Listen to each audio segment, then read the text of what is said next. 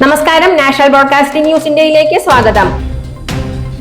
Pan Indian super star Vijay ദേവരകൊണ്ടയ്ക്കെതിരെ police case.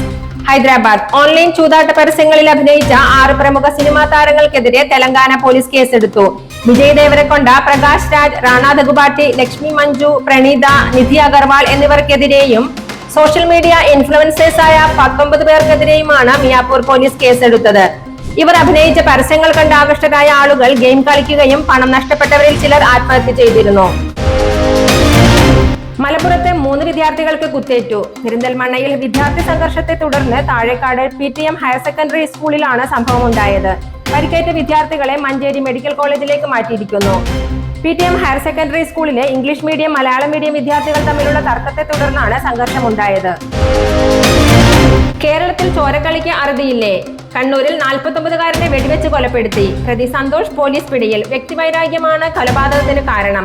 മരിച്ച KK രാധാകൃഷ്ണന്റെ ഭാര്യയുമായി പ്രതിക്കുണ്ടായിരുന്ന സൗഹൃദത്തെ തുടർന്നുള്ള പ്രശ്നങ്ങളാണ് കൊലപാതകത്തിൽ കലാശിച്ചതെന്നാണ് FIR-ൽ പറയുന്നത്. മയക്കുമരുന്ന് മാഫിയ ബന്ധം. CPM കൗൺസിലർക്കെതിരെ വക്കീൽ നോട്ടീസ്. അടൂർ മയക്കുമരുന്ന് മാഫിയയുമായി ബന്ധമെന്നാരോപിക്കുന്ന ശബ്ദരേഖ പുറത്തായ സംഭവത്തിൽ CPM-ന്റെ കൗൺസിലർ റോണി പാണംതുണ്ടിലിനെതിരെയാണ് CPM അടൂർ ഏരിയ കമ്മിറ്റി അംഗം കൂടിയായ ദിവ്യ റെജി മുഹമ്മദ് വക്കീൽ നോട്ടീസ് അയച്ചത്. അമേരിക്കൻ പൊതുവിദ്യാഭ്യാസ വകുപ്പിന് പൂട്ടിട്ട് ഡൊണാൾഡ് ട്രംപ്. വാഷിംഗ്ടൺ അമേരിക്കയിൽ കേന്ദ്ര വിദ്യാഭ്യാസ വകുപ്പ് അടച്ചുപൂട്ടാനുള്ള നടപടികൾക്ക് തുടക്കമിട്ട് പ്രസിഡന്റ് ഡൊണാൾഡ് ട്രംപ്. ഇതിനായുള്ള എക്സിക്യൂട്ടീവ് ഉത്തരവിൽ ഒപ്പുവെച്ചു. പൊതുവിദ്യാഭ്യാസത്തിന്റെ പൂർണ്ണ ചുമതല സംസ്ഥാനങ്ങൾക്ക് നൽകണമെന്ന ലക്ഷ്യത്തോടെയുള്ളതാണ് ഉത്തരവ്. വിദ്യാഭ്യാസ നയം നടപ്പിലാക്കേണ്ടത് സംസ്ഥാനങ്ങളാണെന്ന് ട്രംപ് പറയുന്നു. ട്രംപിന്റെ ഈ നടപടിക്കെതിരെ അമേരിക്കയിൽ വ്യാപകമായ പ്രതിഷേധം. ഉംറ തീർത്ഥാടകർ സഞ്ചരിച്ച ബസ്സിന് തീപിടിച്ച് 6 പേർക്ക് ദാരുണാന്ത്യം. മദീന സൗദിയിൽ ഉംറ തീർത്ഥാടകരുടെ ബസ്സിന് തീപിടിച്ച് 6 പേർക്ക് ദാരുണാന്ത്യം. 14 പേർക്ക് പരിക്കേറ്റു. ഇന്തോനേഷ്യയിൽ നിന്നുള്ള തീർത്ഥാടക സംഘമാണ് അപകടത്തിൽപ്പെട്ടത്. ഇന്നലെയാണ് അപകടമുണ്ടായത്.